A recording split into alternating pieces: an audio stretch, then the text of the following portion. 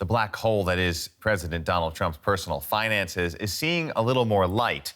A long investigation by the New York Times suggests the self-proclaimed billionaire and so-called business genius may actually face a financial nightmare of loans, bad deals, and unpaid tax totaling hundreds of millions of dollars. And that bill is likely coming due. Democrats say Trump's loss-making business ventures around the world could pose a national security risk. Trump denies any wrongdoing as he faces his opponent, Joe Biden, at the first presidential debate on Tuesday. Reactions to the New York Times scoop reflected the deep divisions that are evident across America in this election year. It's frustrating because I pay way more than that in quarterly tax payments since I'm a business owner. Do I think it will affect the election? Probably not, because there's been way worse accusations against him before and people haven't cared. If the president says it's not true, it's not true. You know, why now? Right now they bring this up like 35 days to election day, you know what I mean? Makes my blood boil. Everything he does makes my blood boil. And what's going to make my blood boil even more is if there are no consequences to this. And it's just more proof that he's a con man and always has been. He has done a lot in the past few years that were against the law, things that are against the law, and people would have probably been prosecuted or thrown in jail for, but he got away with it. So I think this is just another thing that they'll just throw in that bucket and forget about it. The story adds to the troubles of a president trailing badly in opinion polls. The newspaper reported that tax filings show Donald Trump paid just $750 in federal income taxes in 2016, the year he won the presidency, and the same amount in 2017, his first year in office. And he paid no income taxes whatsoever in 10 of the previous 15 years. That's because he reported losing more money than he made, according to the Times. He also reported to be personally responsible for loans and other debts totaling more than $420 million. Revelations that undermine the image Trump likes to promote of himself as a successful businessman and deal maker. Trump dismissed the story as untrue. It's fake news. It's totally fake news. Made up, fake. On Tuesday evening, Trump and his challenger, Joe Biden, face off for the first of 3 televised debates. Trump's tax history gives the Democrats fresh ammunition going into the final month of the campaign. Earlier, I asked CW Washington correspondent Carolina Chamoy if any of Trump's alleged wrongdoings could be illegal. That is exactly the point. This is not really illegal. He has been evading taxes, but this is all in a legal frame, and that is also what his supporters and the media that supports him says about that. Some of his supporters might even see him as a smart businessman, as a very clever businessman, because he knows how to evade taxes in a legal frame.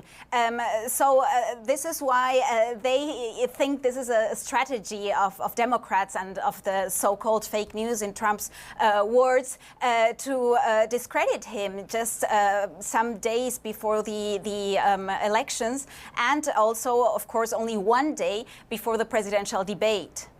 For more, I'm pleased to welcome back to the day Richard Painter. Mr. Painter served as chief White House ethics lawyer under President George W. Bush. Mr. Painter is a law professor and joins me tonight from Minneapolis, Minnesota. Mr. Painter, it's good to see you again. According to the New York Times, the U.S. president is responsible for more than $300 million in loans, which are coming due soon. Now, a person with that kind of personal debt would not be able to receive security clearance at the White House, for example. Is the president, because of what we know, is the president compromised? Yes. Substantial debt, that magnitude, is a very, very worrisome situation. And you're absolutely right that a security clearance would ordinarily be denied to someone with that kind of debt unless they had assets well in excess of the debt. And this is a situation where the president of the United States, the person who decides who gets a security clearance, is not himself someone who qualified for the security clearance because of this debt. We also don't know who it's really owed to. Some banks are identified, but the question is whether those banks are loaning the money and taking the responsibility for the loan, or whether the risk really is someone else who guaranteed the loan. And this includes Deutsche Bank. And I think Deutsche Bank needs to investigate this and let it be known if anyone else is involved in the loans and the business relationships they have with Donald Trump. Because many of these loans from banks, the bank is not the ultimate risk bearer. And we don't know who it is. And, well, Mr. Painter, that's very scary for Americans.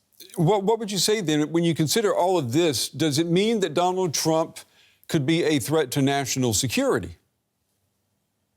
Well, absolutely, yes. If the party that guarantees a loan, this backstopping a loan, is a hostile foreign power, whether it be Russia or another country, we simply don't know. That's very dangerous for the United States to have our president indebted to either foreign governments or oligarchs or closely allied with foreign governments. And the real problem here is we don't know because there's no disclosure about what's going on. We now discover these tax returns in the article in the New York Times for the first time. But now we would have to chase this down and talk to, for example, Deutsche Bank and all the other banks about who really bears the risk associated with the loans. Is it the bank? Is it China? Is it Russia? Saudi Arabia? We have no idea. And that's very, very scary for people in the United States. You sued President Trump for violating the Constitution's emolument clause, and that clause forbids an elected official from receiving payments from foreign governments. Are you more alarmed with the uncovering of Trump's tax history that we see now? Well, this confirms what I was concerned about all along. And in 2016, I raised this in an article in the New York Times where I was quoted that this president is deeply, deeply in debt, and we don't know who he owes the money to. So this confirms those fears that people were well aware of in 2016, at least those of us who read the newspapers. But it's more and more worrisome. We see the magnitude of the debt, the fact that this president has apparently so many business losses, or says he has so many business losses, that he hasn't paid taxes at all in 10 out of 15 years, and paid $750 in tax in 2017. This is a very worrisome situation. And we also are concerned that he may try and keep himself in office so people won't call those loans. No foreign power, no foreign oligarch is going to call a loan to the president of the United States. But the minute he's out, they might do that. And also the criminal authorities might move in on him. So he really is desperate to keep his job. Mr. Painter, you were concerned about the president's taxes back in 2017. That was when part of Trump's 2005 tax returns was made public. And you tweeted back in 2017, you asked yourself on Twitter, did he leak it himself? Now, are you convinced that Trump had nothing to do with this latest revelation? I very much doubt it, because it's certainly not going to impress the American voters that the president of the United States, who says he's a billionaire and a successful businessman, paid $750 in tax in 2017. That's a very troubling situation, to say the least. And furthermore, this additional confirmation of the enormous amount of debt hanging over his head, which is likely to be called as soon as he leaves office. And if he stays in office another term, whoever he owes the money to can manipulate him, and he's going to be beholden to whoever he owes the money to. And we don't know who that person really is. Well, you say, Mr. Painter, that looks bad, which it does, but I wonder, will it make a difference to his supporters, and is it going to make a difference come Election Day in November? I believe it will make a difference to the voters who are undecided. We have a good 20 or 30% of the population who will vote for Donald Trump no matter what, for whatever reason. They're worked up over the abortion issue or over the fact that they're afraid someone's going to come and take away their automatic weapon or whatever their concern is. And so we do have some voters who will vote for Trump no matter what. But that is not 50% of the American people. And I believe that a lot of voters have had it with Donald Trump's lies, the way he's run this country. We have 200,000 deaths from COVID-19 and compare that to the relatively few deaths in Germany. I mean, per capita, the way that's been managed, our deaths per capita far in excess of Germany and most other countries. I think Americans realize that we have a very bad business manager who's bankrupted many companies, who is bankrupting our country and putting us in danger. And he's dishonest and he's heavily in debt. It's a very, very scary situation. Well, Mr. Painter, you know, you were a lifelong Republican. You served for a Republican president in the White House. But listening to you tonight, I would say that you sound like a diehard Democrat. What has happened to the GOP?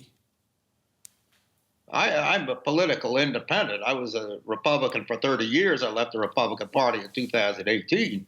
The Republican Party for decades was stronger in standing up to the Russians and aggression from other countries. And the idea of another country manipulating our elections and selecting our president, having a president who might be indebted to foreign countries, and a president who behaves the way Donald Trump does should be anathema to anyone who was in the Republican Party with any degree of seriousness over the years, including and also Democrats and independents. This is not a partisan issue, and it's very, very unfortunate it makes it partisan.